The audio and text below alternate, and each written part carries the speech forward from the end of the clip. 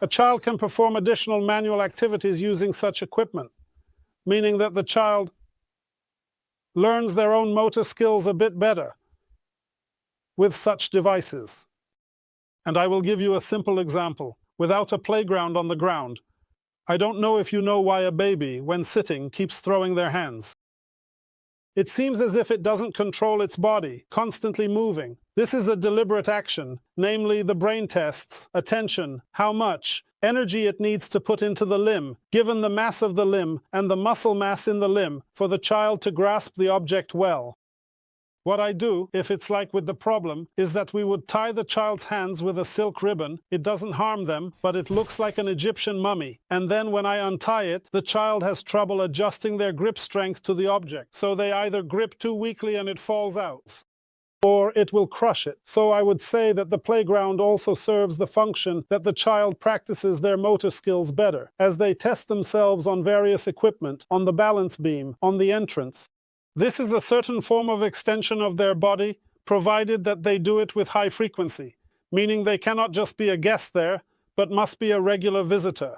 Here, there is a significant role for a team that plans this, because the best such toys should be somewhat transparent for the brain.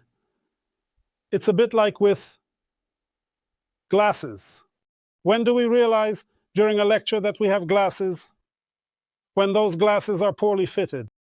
When they have bad lenses or bad frames, a good tool is transparent. When do you realize that you have windows? When those windows are dirty. When the glass is clean, you can't even see that there is a window. What I mean is that a good toy on the playground, which exercises motor skills, should be perfectly suited to the child's abilities. So then the child enters, learns to balance, but feels safe. They grab some extension, some rod, and can use it to grasp another object on the playground. But this rod can be manipulated precisely, like a white cane for the blind. In any case, these must be very carefully designed.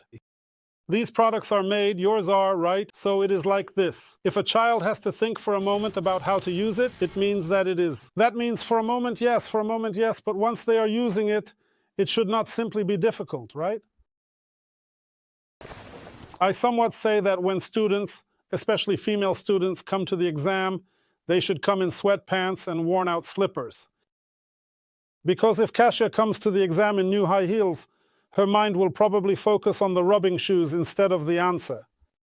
So the child needs to test your playground for a moment, but after a while the playground must be an extension of their hand. So for example, when you as adults hammer in nails, when do you realize that there is a hammer? Then when the hammer is not suitable for those nails, it's too heavy or not adapted or has a bad tip. When it's precisely made, you don't even realize that you're using that tool. So this playground should be transparent, well adapted, so that the child enters and feels, even if it wobbles, they know that the wobbling is under control. There is a certain norm of reaction, so they feel safe. Bye.